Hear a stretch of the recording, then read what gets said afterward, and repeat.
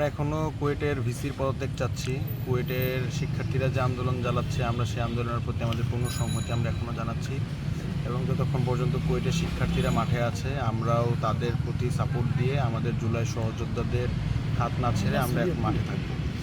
কিন্তু এর পাশাপাশি আমরা এটাও পরিষ্কার করতে চাই, এই কুয়েট ইস্যুতে ইন্টারিম থেকে শুরু করে আমাদের ছাত্র উপদেষ্টা সবাই আসলে ফেল করেছে এবং তাদের যে লেজিটিমেসি, ডক্টর মোহাম্মদ ইউনূস প্রথম দিন দায়িত্ব নিয়ে তিনি বলেছিলেন যে ছাত্ররাই তার আসলে নিয়োগকর্তা, কিন্তু আমাদের কাছে এখন মনে হচ্ছে যে ডক্টর মোহাম্মদ ইউনূসের নিয়োগকর্তা ছাত্ররা হলেও তিনি আসলে এখন ছাত্রদের প্রতি মুখাপেক্ষী না, অন্য কোনো শক্তি যার প্রতি তিনি আসলে মুখাপেক্ষী হয়েছেন। এবং ইন্টারিম গভর্নমেন্ট যেটা আসলে জুলাই গণ অভ্যুত্থানের সরকার হিসেবে আমরা জানতাম, কিন্তু ওই গণ অভ্যুত্থানের সবচেয়ে বড় অংশীদার অনেক স্টেক হোল্ডারদের ভিতরে সবচেয়ে অন্যতম স্টেক হোল্ডার ছাত্র, তাদের প্রতি আসলে আগের ফ্যাসিবাদী আমলের মতোই তারা আসলে আচরণ করছে।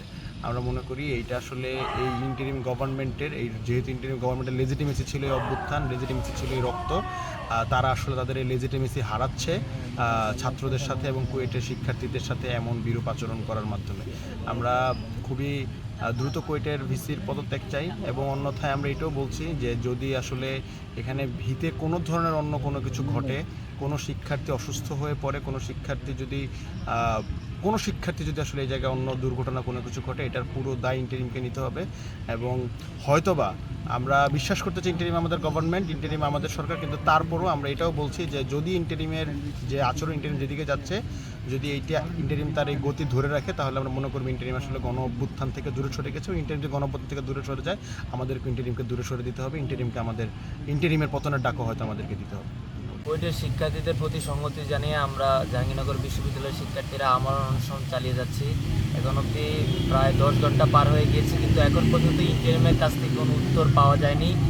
আমরা কুয়েটের যে বিসি, সেই নির্লজ্জ বেহায়া বিসি যে বক্তব্য দিয়েছে, আমরা মনে করছি এতে করে অন্তর্বর্তীকালীন সরকার কোনো পদক্ষেপই নিচ্ছে না। অন্তর্বর্তীকালীন সরকার নতুন করে আবারও ফ্যাসিজমের চারা রোপণ করছে, যেমনটা সেই ফ্যাসিস্ট হাসিনা আমলে আমরা দেখেছি।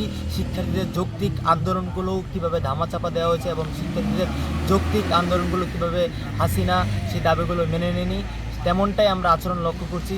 যার কারণে শিক্ষা উপদেষ্টা কুয়েটে গিয়েও এখন পর্যন্ত ছাত্রদের যৌক্তিক দাবি মেনে নেওয়া হয়নি। আমরা স্পষ্ট ভাষায় বলতে চাই, জোরালো ভাষায় বলতে চাই, আমরা আমাদের এক দফা দাবিতে অনড়। আমরা এই নির্লজ্জ, এই অথর্ব দলকানা বিসির পদত্যাগ না করা অবধি আমরা অনশন ভাঙব না, আমরা অনশন চালিয়ে যাব। এবং স্পষ্ট ভাষায় বলতে চাই, যদি এই অথর্ব বিসিকে পদত্যাগ না করা হয়, তাহলে যদি কোনো লাশ পড়ে, তাহলে তার দায়ভার ইন্টারিমকে নিতে হবে। এবং আমরা যেমনটা করে জুলাই আগস্টে আমরা যে অভ্যুত্থান করেছিলাম, স্বৈরাচারী হাসিনার বিরুদ্ধে রাজপথে নেমেছিলাম, আমরা সেই হুঁশিয়ারি করে বলে দিতে চাই, যদি ইন্টারিম এই বিসির ব্যাপারে কোনো পদক্ষেপ না গ্রহণ করে, তাকে পদত্যাগ না করায়, তাহলে আমরা ইন্টারিমের বিরুদ্ধে আমরা মাঠে নামতে বাধ্য হব। এবং আমরা বলতে চাই, এই ইন্টারিমের বিরুদ্ধে আমরা লড়াই চালিয়ে যাব।